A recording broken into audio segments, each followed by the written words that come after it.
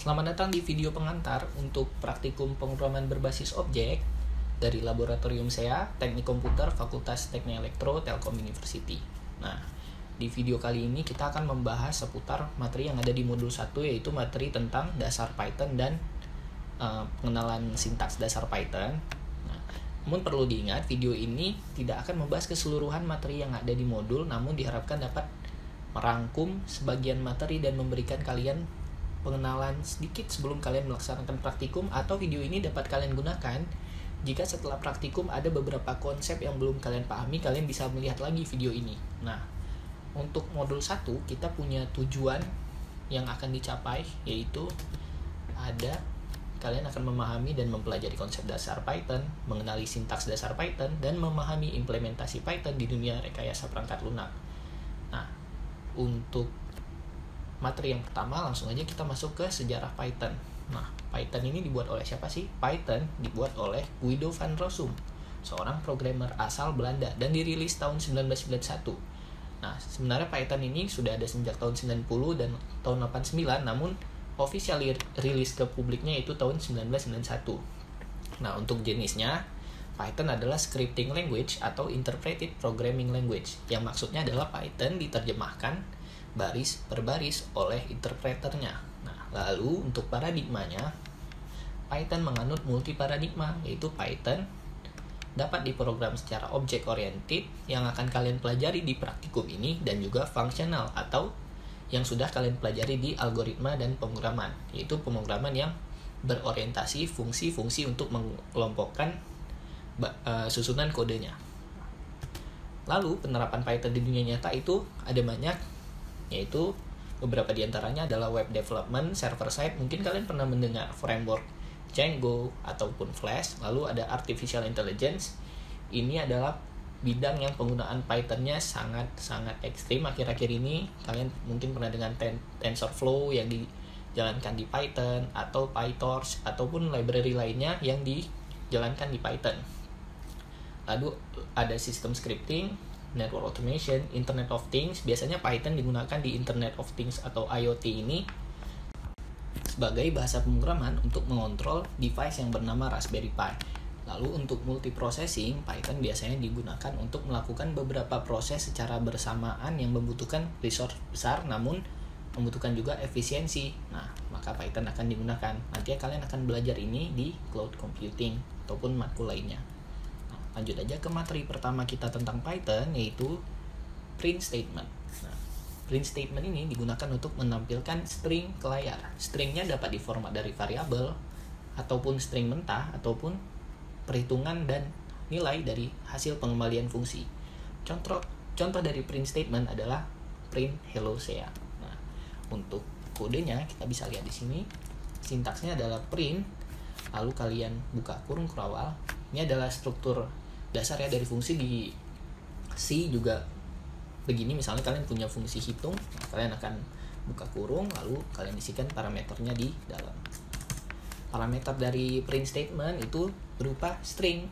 Nah, boleh juga berupa variabel, namun nantinya kalian akan mengetahui bahwa ada aturan-aturan khusus dari Python sendiri. Nah, untuk jalankannya kalian cukup tekan tombol play di sini, run. Nah, lalu hello SEA. Nah, terus bagaimana kalau kita menggabungkan beberapa string dalam statement print? Nah, kalian dapat menuliskan dulu variabelnya di atas, tahun 2020. Lalu kalian akan menuliskan di sini plus tahun. Nah, operator plus dalam fungsi print akan menggabungkan dua string. Nah, operasi ini pada string dinamakan dengan string concatenation. Kalian akan mempelajarinya nanti, jadi jangan khawatir kalau kalian belum mengerti tentang konsep ini. Nah, lalu kita jalankan programnya, maka akan tampil Halo SEA 2020. Untuk merapikannya kita bisa menambahkan spasi di sini. Lalu kita jalankan kembali. Nah, hasilnya adalah Hello SEA 2020. Nah, konsep selanjutnya yang akan kita pelajari yaitu tipe data. Nah, tipe data pada Python itu terbagi 3. Ada numbers, boolean, dan strings. Numbers khususnya terbagi lagi menjadi 3. Ada integer, float, dan kompleks. Namun kompleks biasanya hanya akan digunakan di perhitungan yang sangat rumit, yang membutuhkan angka imajiner. Nah, kompleks ini akan menampung nilai dari angka imajiner seperti 3 plus I, seperti itu. Oke. Nah, lalu untuk tipe data numbers yang akan kita bahas di video dan praktikum kita adalah integer dan float. Integer adalah nilai yang berupa bilangan bulat, dan float adalah nilai bilangan real yang dapat berupa bilangan desimal. Langsung aja kita masuk ke tipe data numbers yang pertama, yaitu integer. Untuk integer, kita akan menuliskan nama variabelnya adalah angka sama dengan 5. Nah, perbedaan yang akan sangat terasa dari kalian yang sebelumnya memprogram dalam bahasa C lalu pindah ke Python adalah Python tidak mendefinisikan tipe datanya saat mendeklarasikan variabel. Nah, mengapa seperti ini? Ini karena pada Python ada konsep yang namanya dynamic typing, yaitu variabel dapat mengenali sendiri tipe data yang berada dalam variabel tersebut. Contohnya adalah angka 5 ini. Nah, kita dapat membuktikannya seperti ini. Di Python ada fungsi yang namanya type. Kita dapat tuliskan tipe data dari angka adalah, lalu kita gunakan string concatenation yang tadi, lalu kita akan menambahkan type angka. Fungsi type akan membaca tipe data dari variabel yang ada di dalam parameternya. Nah, dalam kasus ini parameternya adalah angka. Jadi, fungsi type akan mengembalikan kepada kita apa sih tipe data dari variabel angka yang tadi udah kita buat. Nah, lalu kita running. Oke. Ini ada sedikit error karena Python tidak boleh menggabungkan string dengan yang tipenya non-string. Nah, oke. Nah, tipe data dari angka adalah kelas int. Nah, tanpa kita beritahu Python bahwa kita akan mengisikan nilai yang berupa bilangan bulat ke dalam variabel angka, Python sudah langsung mengetahui bahwa tipe data dari angka adalah kelas int. Nah, untuk lebih menjelaskan error yang tadi, nah, error yang barusan itu dinamakan dengan tipe yang tidak cocok. Nah, jadi misalnya kalian, untuk mengulas sedikit ya print statement yang barusan, misalnya kalian menggabungkan dua tipe data yang berbeda di dalam print statement ataupun di luar print statement dengan operasi plus, nah, seperti ini. Kalau kita mau membuat angka plus 5, print seperti ini tidak diizinkan oleh Python. Nah, kita bisa baca di sini type errornya adalah can only concatenate str atau string not into str. Nah, jadi Python hanya akan bisa menjumlahkan dua tipe data yang sama, misalnya string dengan string. Seperti ini. Python dapat menjumlahkannya dengan cara menggabungkan jika di string. Nah, lain halnya dengan integer. Jika kalian mengetikkan 5 plus 5, maka yang dihasilkan adalah 10 karena operasi dari 5 plus 5. Hal ini nantinya akan kita bahas lagi lebih lanjut di bagian operator. Jadi kalian tenang aja. Nah, untuk pengenalan integer, sekian dulu. Mungkin kita akan lanjut ke tipe data selanjutnya, yaitu float atau nilai bilangan desimal. Nah, float juga sama. Nah, kita tidak perlu lagi mendefinisikan tipe data float, ya. Nah, seperti ini, angka desimal dengan 1.5. Nah, jika kita ingin menampilkan apa sih tipe data dari angka desimal, Python sudah tahu bahwa tipe datanya adalah kelas float. Bahwa tipe data ini punyanya si kelas float. Tahu dia bertipe data float. Nah, untuk float juga tetap tidak bisa digabungkan dengan string karena akan menghasilkan error. Itu tadi, Python hanya akan dapat menggabungkan dua variabel yang tipe datanya sama. Oke. Nah, untuk tipe data float dan integer atau tipe data numbers, pengenalannya hanya seperti ini aja dulu karena kita akan membahasnya lebih lanjut lagi di segmen operators nantinya. Oke. Nah, lalu kita lanjut ke tipe data yang selanjutnya, yaitu strings. Strings adalah tipe data yang berupa rangkaian karakter Unicode. Nah, kalian sudah melihat tipe data ini sebenarnya dari tadi, yaitu tipe data seperti Hello Sea atau 2020 yang dikemas dalam tanda kutip. Nah, karakteristik string yang paling menonjol, kalian dapat melihat bahwa string selalu dikemas di dalam dua kutip. Nah, seperti ini misalnya, kalimat sama dengan hello Sea 2020. Nah, print kalimat akan menampilkan hello Sea 2020. Nah, jika kita ingin mengetahui tipe data ini dianggap apa sih oleh Python, nah, kita dapat menentukan type dari kalimat, print type kalimat. Nah, maka kembaliannya adalah kelas str, atau pada Python itu maksudnya adalah string. Nah, jadi untuk tipe data, jauh ini kita udah belajar tentang tipe data integer, yaitu yang bentuknya adalah angka desimal, angka bilangan bulat, lalu ada float yang bentuknya adalah bilangan desimal, lalu ada juga strings yang bentuknya adalah rangkaian karakter Unicode.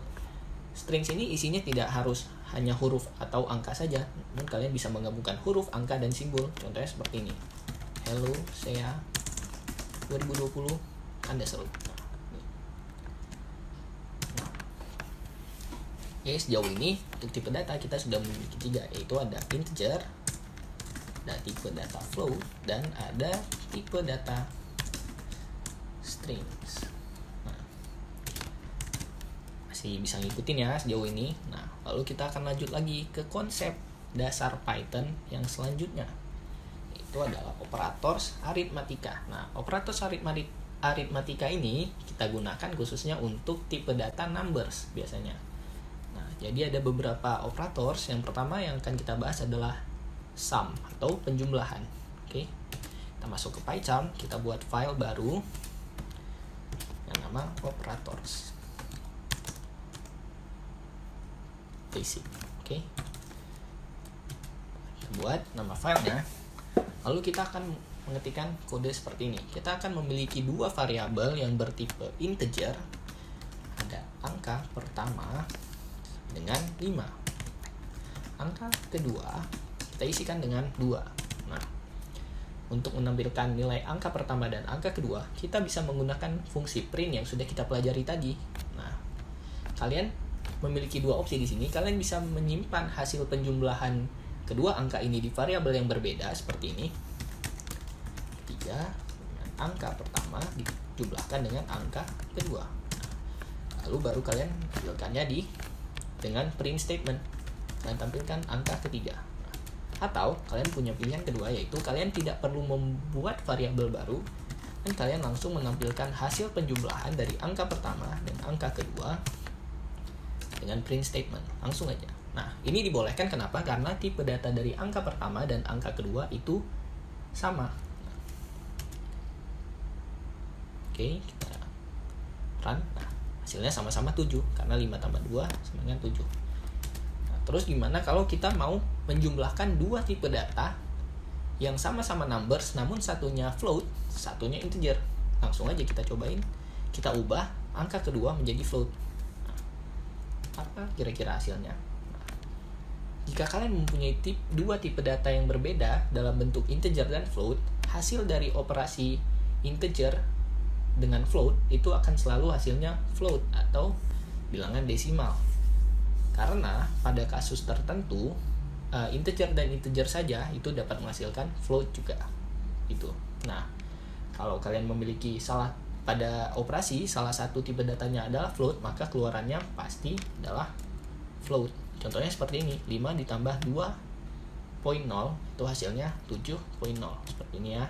Ini adalah tipe data float. Untuk membuktikannya kalian dapat menampilkan tipe data dari angka ketiga dengan fungsi type kelas float.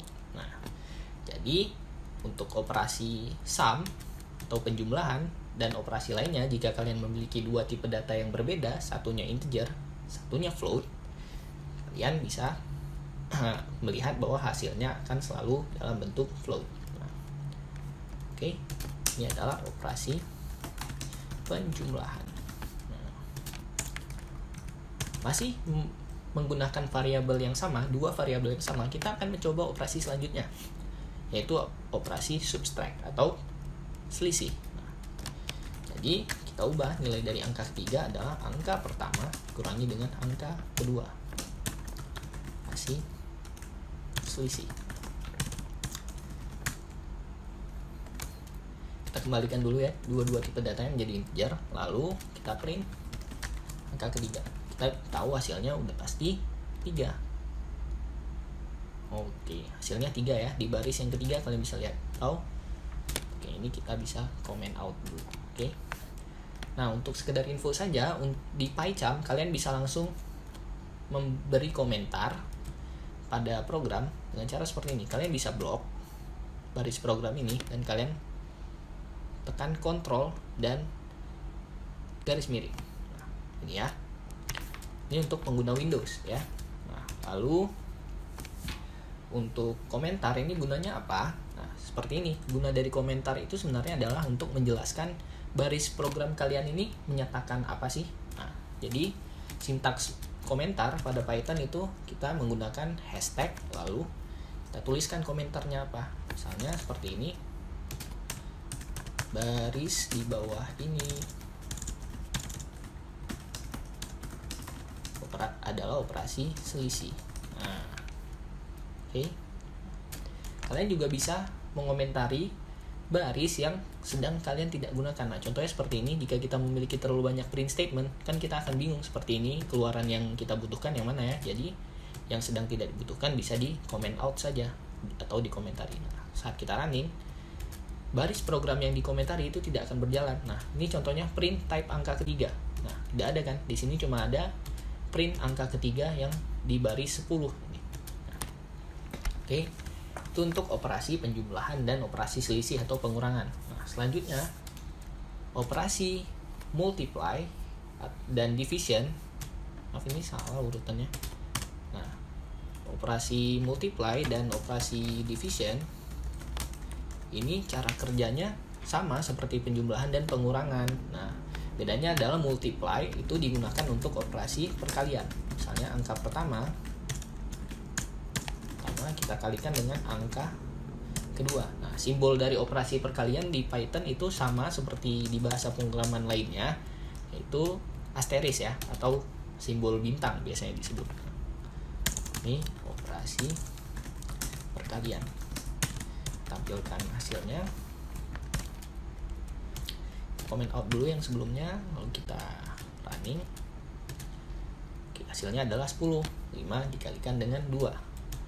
Nah, lalu ada operasi division, yaitu operasi untuk pembagian. Nah, contohnya adalah seperti ini. Angka ketiga adalah angka pertama.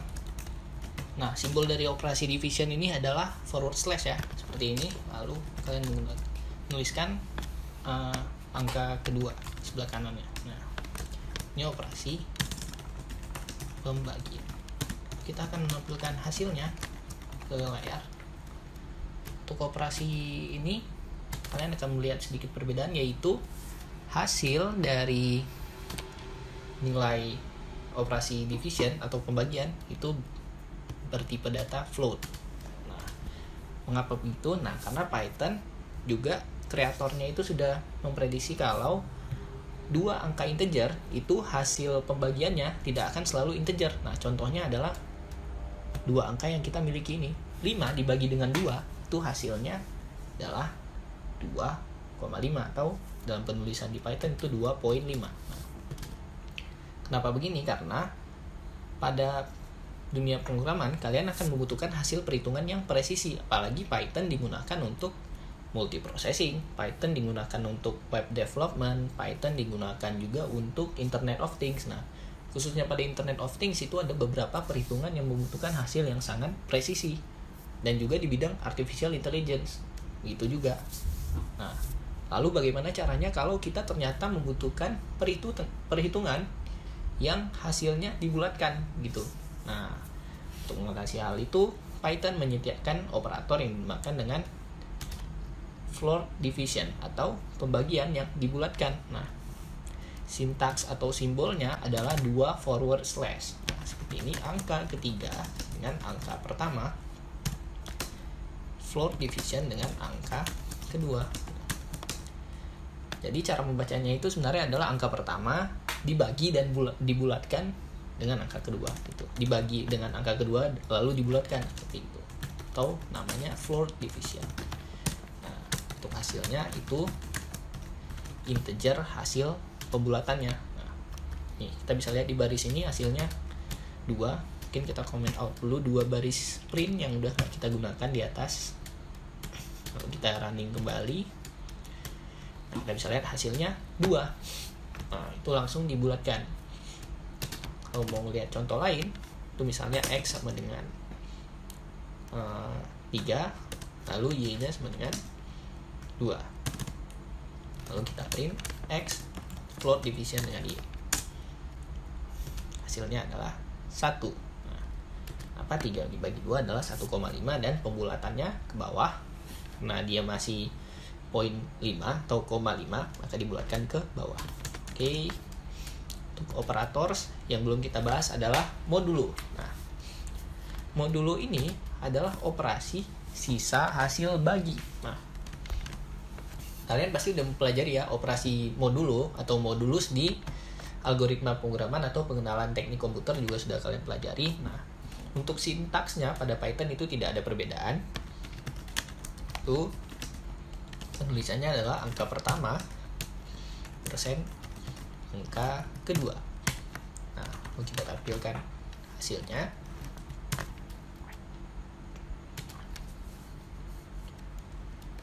Maaf, kita comment out dulu.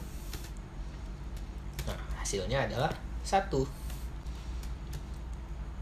Sebenarnya floor division ini cara bekerjanya gimana sih? Nah, untuk konsep mudahnya, kalian cukup mengambil angka terdekat yang habis dibagi 2 dan mendekati 5. Nah, misalnya yang paling dekat adalah 2 dikalikan dengan 2 sama dengan 4. Nah, lalu 5 dikurang 4 adalah 1. Nah, begini cara menghitung operasi sisa hasil bagi. Nah, atau jika kalian menggunakan tulis tangan, itu pasti ada sisa hasil baginya di bawah yang tidak dapat lagi dibagi ke bilangan pembaginya gitu. Nah, misalnya 5 dibagi 2. Angka 2 yang terdekat dengan hasil kali 2 yang terdekat dengan 5 adalah 4. Lalu 5 dikurangi 4 kan di bawahnya akan menuliskan 1. Nah, 1 tidak bisa lagi dibagi dengan 2, maka hasil sisa bagi dari 5 dibagikan dengan 2 adalah 1. Atau contoh lainnya, misalnya kalian ingin membagikan 4 dengan 3, itu hasilnya 4 modulus 3, itu hasilnya juga 1. Misalnya X sama dengan 4, Y sama dengan, atau kita langsung print aja, print 4 modulus 3. Nah, lalu kita jalankan, hasilnya adalah 1 juga. Oke. Untuk operator sebenarnya kalian cuma harus membiasakan sintaks aja di Python. Nah, operators yang paling baru di Python itu cuma floor division, yaitu pembagian yang langsung membulatkan hasilnya ke integer. Nah, selain itu, semua operasi yang ada pada Python itu ada pada bahasa pemrograman lain. Nah, contohnya di C ada penjumlahan, ada pengurangan, perkalian, dan pembagian. Modulus juga ada. Jadi, operasi baru hari yang kalian pelajari di Python itu hanya floor division aja.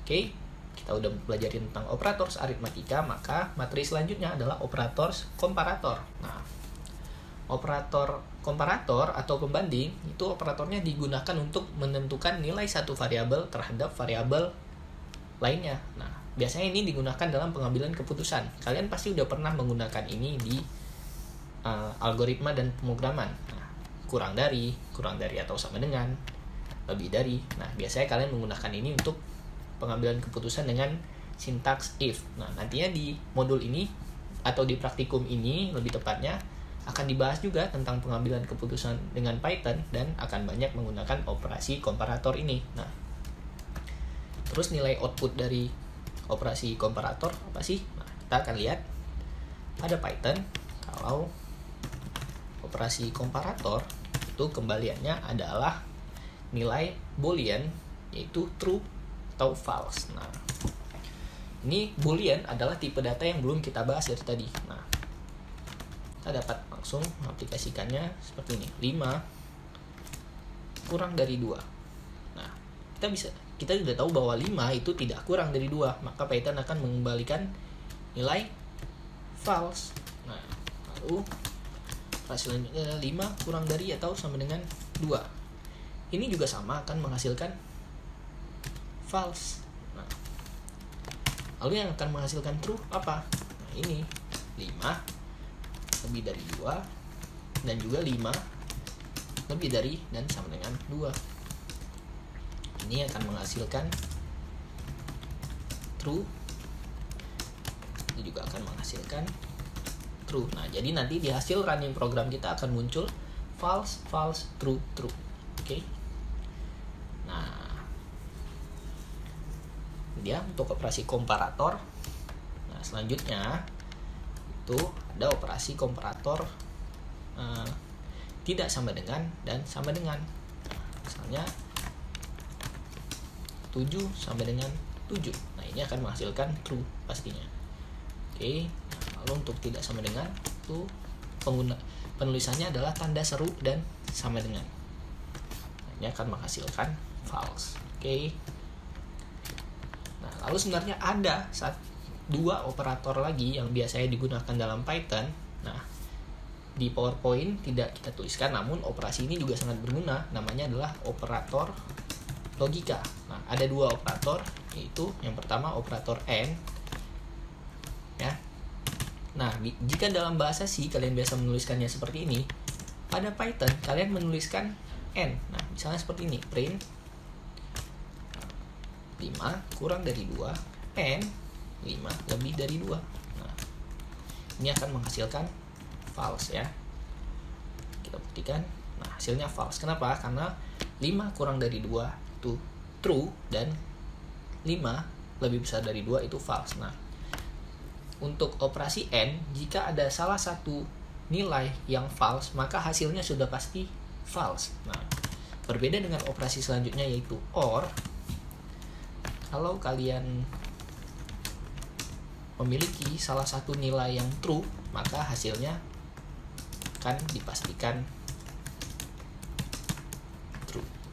Buktikan, baris kedua akan menuliskan true. Nah, operasi logika ini dipakainya kapan? Sama, saat pengambilan keputusan juga. Kalian karena akan membandingkan benar nggak sih ini sama dengan ini. Nah, untuk operasi logika dan operasi komparator, kalian tidak hanya dapat menggunakannya pada integer atau float, kalian juga dapat menggunakannya pada string. Contohnya seperti ini, sea sama dengan sea. Ini kira-kira hasilnya apa? Lihat, hasilnya false. Kenapa? Kan tulisannya sama-sama sea. Nah, yang dibaca oleh Python adalah dua string harus benar-benar identik, kecuali salah satunya kalian manipulasi untuk berubah menjadi lowercase. Nah, karena ada perbedaan penulisan, yang satunya menggunakan huruf kapital semuanya dan yang satunya menggunakan huruf biasa atau huruf kecil. Nah, maka Python akan menganggap dua string ini sebagai strings yang berbeda. Nah, oke. Kalian juga dapat menggunakan operasi kurang dari atau lebih dari pada string. Dia akan mengambil misalnya huruf aja gini, S kurang dari T. Nah, ini akan menghasilkan true karena pada urutan abjad itu S kurang dari T. Oke. Nah, lalu untuk materi yang terakhir pada dasar Python yaitu adalah penggunaan modul. Nah, modul ini apa sih? Modul ini adalah package yang disediakan oleh Python ataupun dari sumber eksternal seperti yang tadi ada dibahas di awal. Ada paket seperti TensorFlow, PyTorch, Django yang digunakan untuk web development, TensorFlow untuk machine learning, dan sebagainya.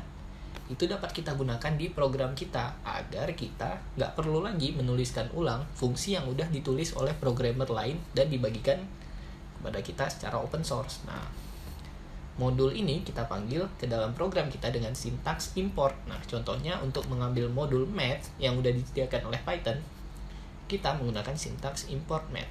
Nah, untuk video kali ini kita akan mencoba mengambil modul math. Modul sampel.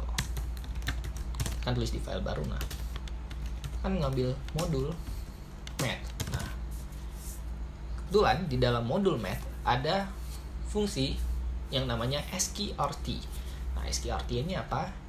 SQRT adalah singkatan dari square root atau akar pangkat 2 dari suatu bilangan. Nah, misalnya kita punya angka adalah 25 dan kita mau mencari akar dari angka sama dengan kita bisa menggunakan math.sqrt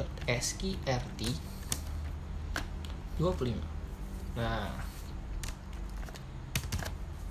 bagaimana sih cara penggunaan fungsi yang udah kita import modulnya? Nah, kita cukup menuliskan nama modulnya, lalu dot nama fungsi yang ada pada modul tersebut. Nah, tapi kalian harus benar-benar memastikan bahwa fungsi itu ada di dalam modul tersebut. Nah, gimana sih cara mastiinnya? Kalian bisa cek di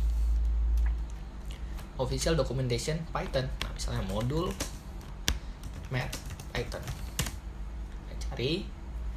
Nah, di docs.python.org itu ada semua dokumentasi tentang modul math. Nah, di sini. Ini kalian bisa cari ada fungsi apa aja sih di dalam. Nah, kebetulan yang lagi kita gunakan itu adalah SQRT. Nah, return the square root of x. Nah, jadi dia akan mengembalikan nilai akar pangkat 2 dari si x yang kita isikan ke dalam parameternya. Nah, dalam kasus ini hasilnya adalah 5. Oke. Nah, ini run.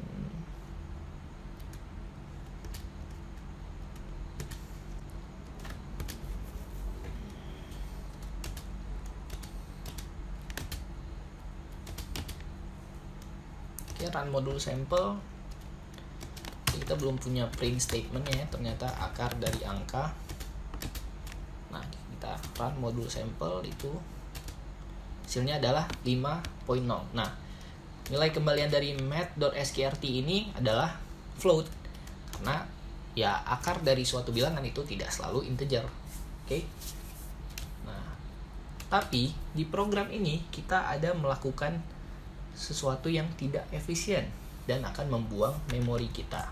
Jadi saat program kita nantinya menjadi sebuah executable file atau .exe, biasanya kalian lihat itu ukurannya akan terlalu besar untuk program kecil ini. Nah, Python menyediakan fitur untuk mengambil fungsi yang kita perlukan aja dari suatu modul.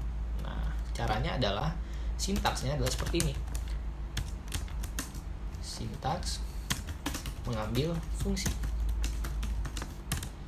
Ini adalah from modul import function.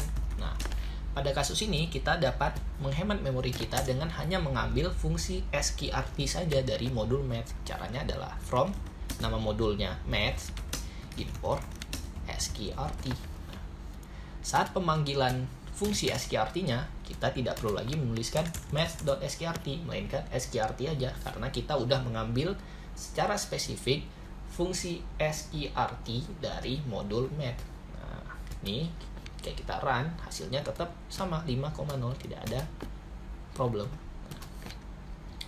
Lalu bagaimana kalau kita misalnya ingin membuat nama alias dari suatu fungsi atau nama yang bisa kita gunakan di kode kita untuk suatu fungsi.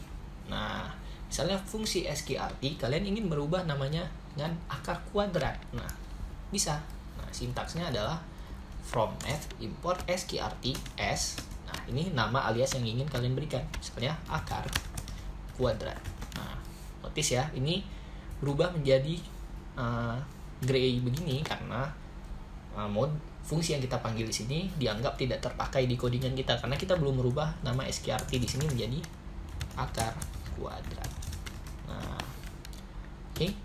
Nah, dengan sintaks ini kita akan jelaskan kepada Python bahwa Python, kami ingin mengambil fungsi SQRT, namun di codingan kami ingin menambahkan SQRT sebagai akar kuadrat. Nah, Jadi Python memberikan fungsi kepada kita lalu mengubah namanya menjadi akar kuadrat yang dapat kita gunakan di codingan kita nantinya. Nah hasilnya tetap sama, tetap 5,0, tidak ada error.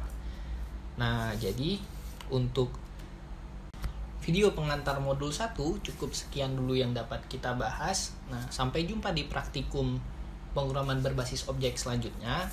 Dan jangan lupa kalian dapat mengecek cara penggunaan modul-modul lainnya seperti yang sedang saya buka saat ini adalah modul datetime. Nah, kalian bisa selalu mencari fungsi apa aja sih yang ada dalam suatu library atau modul di website official dokumentasinya Python yaitu docs.python.org.